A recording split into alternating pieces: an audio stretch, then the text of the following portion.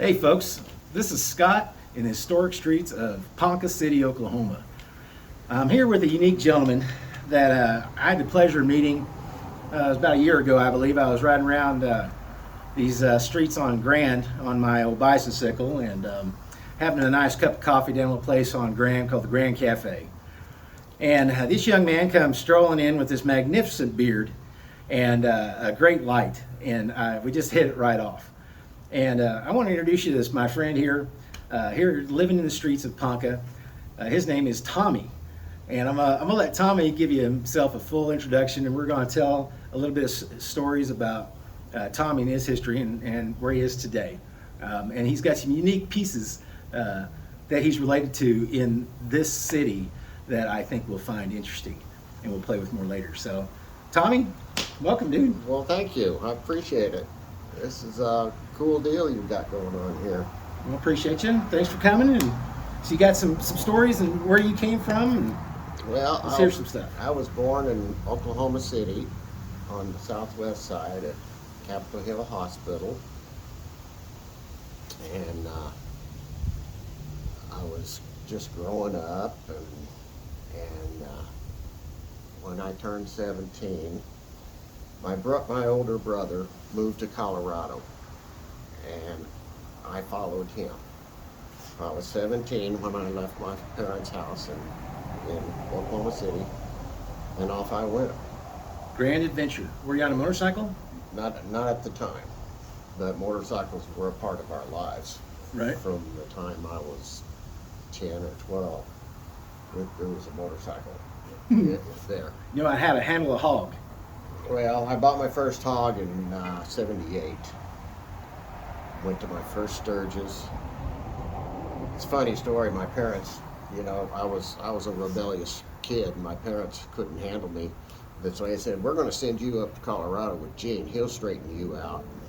Gene's your brother? Yeah. Okay. And as soon as I got there, and I got a job and got better established, we went to the Harley Davidson dealer, and next thing you know, I had a big twin Harley, and he was a co-owner in a custom motorcycle shop at the time, and they were also promoters and promoted what turned out to be the Colorado Motorcycle Show and Swap that grew within the first 10 years to be the biggest event of its kind anywhere. In the United States, we get this largest motorcycle event. 2-day wintertime event. Wintertime event. See, this took place in January in Denver, Colorado. So it was real iffy about the weather. You never knew about the weather, but the weather up there is so awesome. There was many years you would have hundreds and hundreds of motorcycles parked in front of that building because it's that nice. Yeah. You can ride all year round. But anyway, that show lasted 35 years, and I was integral part of every bit of it. And then, life just kept going on, and when it died, and we didn't know what to do at that point. So is that when you picked up a harmonica and started playing some songs? Yeah, somewhere around there, when I started railroading. Oh, really? Worked on the railroad? Mm-hmm. For who? The Burlington Northern Santa Fe. Oh, really? You worked for the Santa Fe Railroad? Mm-hmm. Awesome. Whereabouts was that? In Denver.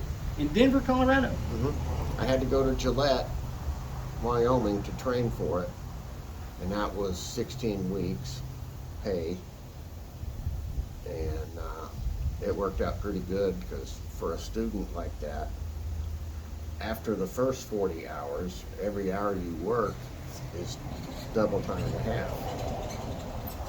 And, Nice. That's good pay.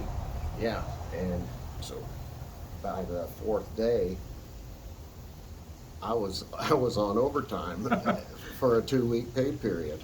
Heck yeah. Were you on your bike the whole time too? No, I was in my car at that point. Yeah. I So were you driving a train on a diesel engine or something? What were you doing? yeah, I was a conductor. Really? I sat next to the engineer on coal trains mostly. Really? Some freighters, and do some of the locals.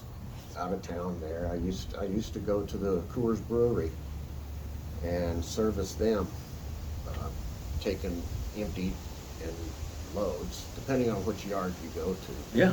You know, all their grains that they use in the beer come by via rail car, and then we would go to their north yard and pull all of their loads ready to come down the hill. So you drove a train to Coors Brewery, Mm-hmm. and you were you were training out loads of Coors beer, Mm-hmm. like big tankers full of beer, Tank cars full of beer. tank cars full of beer, Beer syrup. beer syrup. Yeah, they had a place back then, back in Virginia, I believe it is, called the Little Rockies, Right? and they shipped it back there so it could have Rocky Mountain spring water added to it, Oh, and that was because that was a big deal. And now Coors Beer is on the East Coast. really? So this And- train tanker Yeah, of beer syrup was taken to be infused with Rocky Mountain spring water. yeah, in Virginia. So you They finished the process of brewing it at that point. did you train it over there? Did you take it by train there? No, all I had to go take it back was to Denver. Okay. And then there's probably a dozen different crews gets it to all that far. But you got the the basic ore, Mm-hmm. the beer syrup. You picked that up and you delivered that to be. So there is millions and millions of people out there drink Coors that you hauled. You had to hand in, Yeah, right? yeah. Oh my God, my uncle Steve was a huge fan of Coors. He had all these cool old Coors posters and stuff. Do you remember those back in the day? Are hand painted, and you know those. Oh, they were famous, and you can't hardly find them now. But there were some really iconic Coors, kind of like the old Winchester, signage and stuff like that that Coors did. Right. I've actually got a belt buckle. I'll have to show you. It's from 1913, made in London, England, and it's one of the very first Coors advertisements was a belt buckle. It has a picture of a Native American sitting there with a rifle and a powder horn, and it says Adolf Coors and Company or whatever. Because I guess it started off. He was German. He was German. His name was Adolf. I'm gonna guess around 1940s somewhere. Maybe they took away Adolf off that Coors labeling. Well, they did because since the days of the beer syrup, they merged with Molson. Molson. Yeah, Okay. out of Germany, and that lasted a few years, and they picked up a whole bunch of new products on account of it. We were shipping cleaning solutions. I mean, just any matter of stuff they were making. Blue Moon beer comes out of Golden. Yeah. Did you haul any Blue Moon? There's about a dozen craft beers that come out of Golden now. Yeah, I'll tell you something that's pretty cool about hauling beer on the railroad. Yeah. You know, it stays cold from the time it's packaged till it gets to the store. It's kept cold till you bring it home. Really? And the box cars that haul this beer, they're oversized to a standard box car. They're about 18 inches taller, just a few inches wider, and insulated with compressors to the refrigerator. But how long do you think it would take if you took yourself and everybody you've ever known drinking a 6-pack a day, each one of you, how long would it take to empty that boxcar? No. How long? You can't. Not in your lifetime. That's how much beer is in one of them. Oh wow. That's amazing. Yeah. Well, when they showed me that little stat, I thought, damn. So I tried my best to prove them wrong. That's right. Excellent. Well, so in this this adventure in here, I love that you've touched on some of your history. We're going to do some more with Tommy here, but in that, I'd like to kind of wrap up this little piece here with just a sampling of he picked a little something, a little talent, a little artistic meanderings here that he's got that he can share with us. And do you have a name for this thing you got in your hand? A harp. A harp. Okay, a harp. It's a big river harp. Big river harp. Yeah, here, flip it around and show 'em if you can see that. Big river harp right across there. Excellent. This has the sound of the Mississippi Delta. Oh, okay.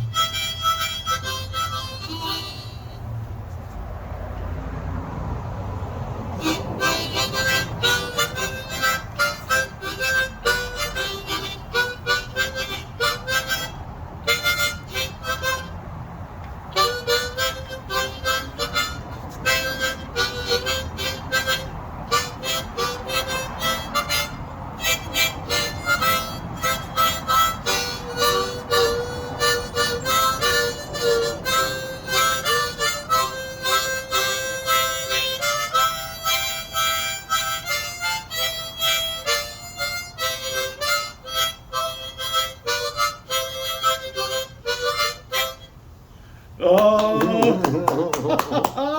magnificent, magnificent. I call that just screwing around. All right, we're going to have to get that one published. Thank you, Tommy. I appreciate your stories with that and sharing that harmonica vibe here with everybody. So, Well, thank you. all right, well, we're going to work on doing some more here, but this here is Tommy. What's your last name? Casey, Tommy Casey. I'm a Scorpio, He's a Scorpio. an Irish Scorpio. An Irish Scorpio here in the historic streets of Ponca City, Oklahoma. All right, Tommy, thanks. We're gonna go see if we can play some more gigs here down the street. All right. All right, guys, see you later.